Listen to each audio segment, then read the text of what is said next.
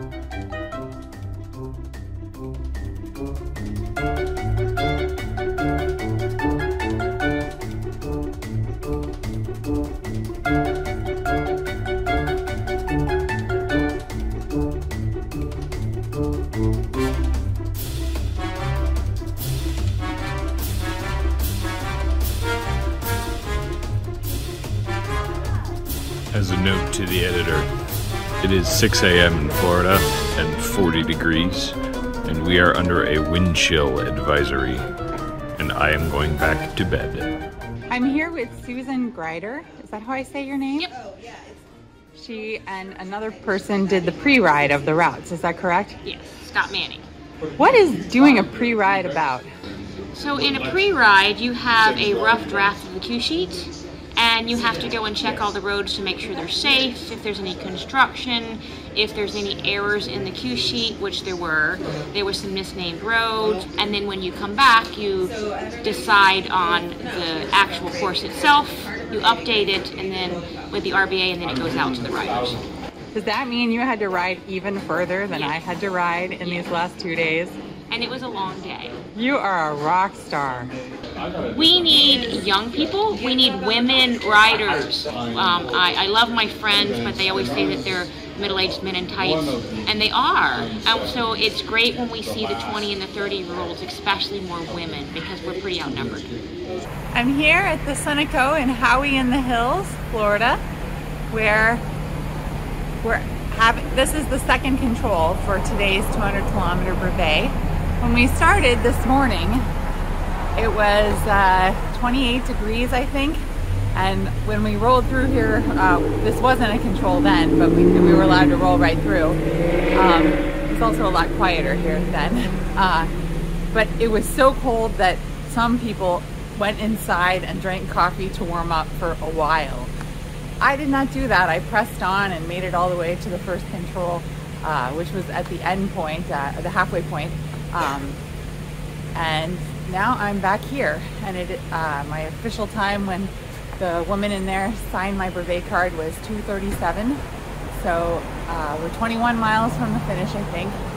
And there is an info control at the top of Sugarloaf Mountain, which means I have to ride a bike up the steep side of Sugarloaf Mountain, or walk the bike up the steep side of, no, we're not going to do that. We're just going to ride a bike up the steep side of Sugarloaf Mountain. Well, friends, I am walking up Sugarloaf.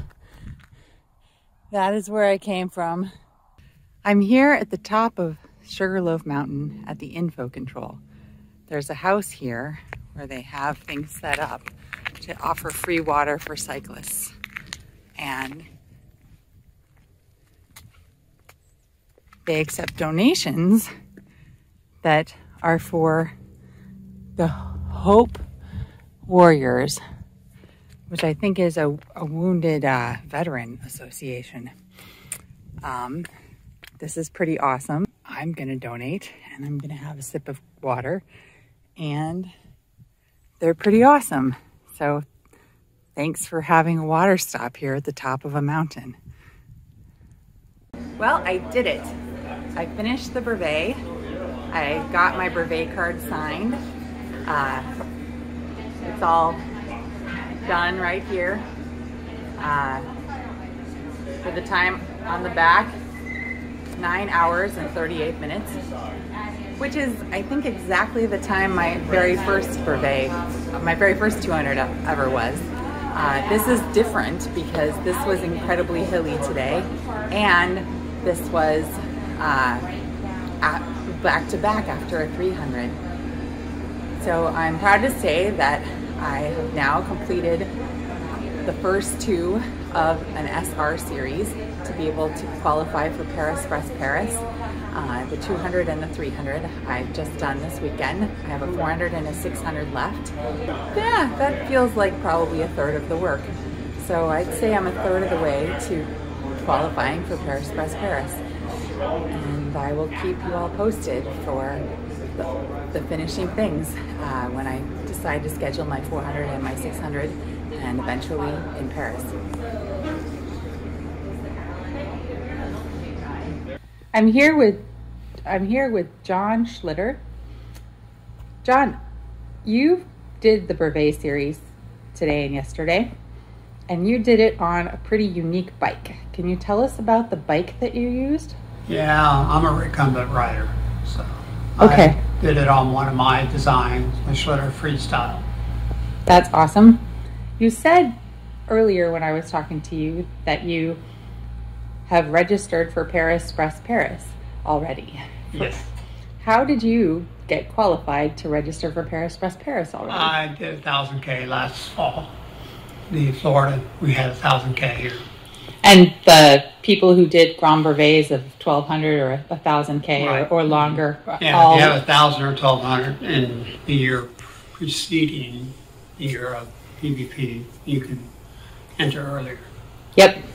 So that entry was yesterday morning. Right, I did it last time. I knew some people who were also registering who did it right when the ride started, and they started late. But you prioritized the ride and registered late. Oh, I figured if I didn't get what I wanted, then, oh well. That's I could okay. wait 10 hours. What did you want and what did you get?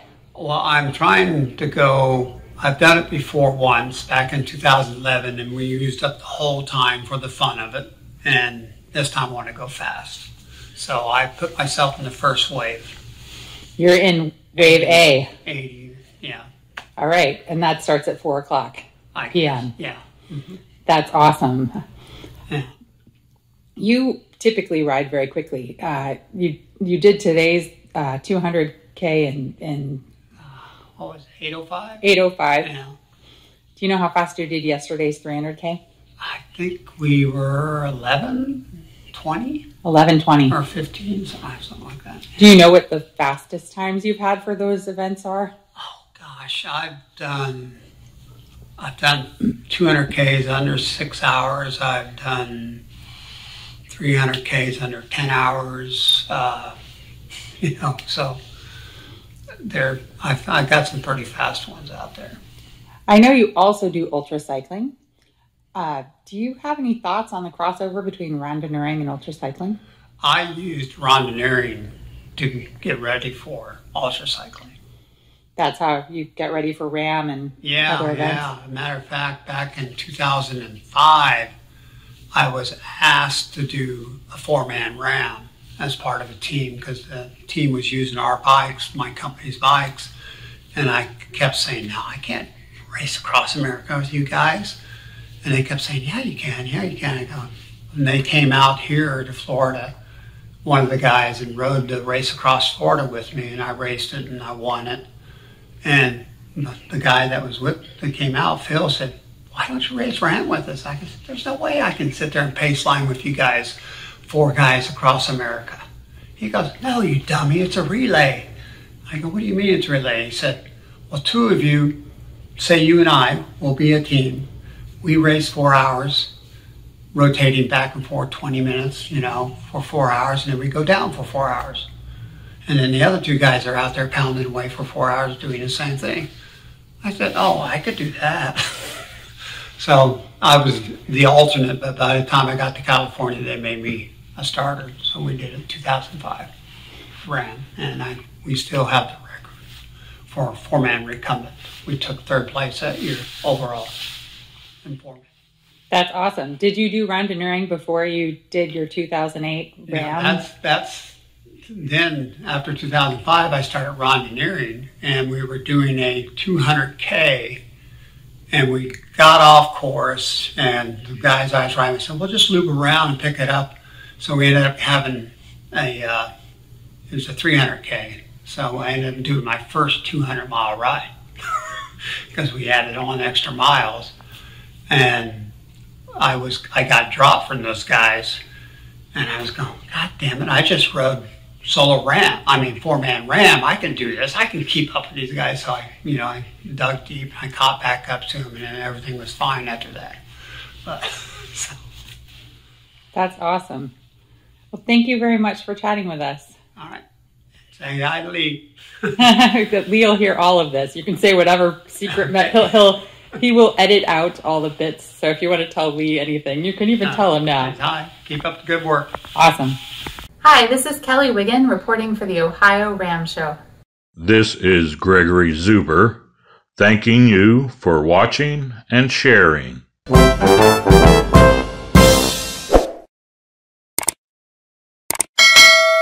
Music by Kevin MacLeod.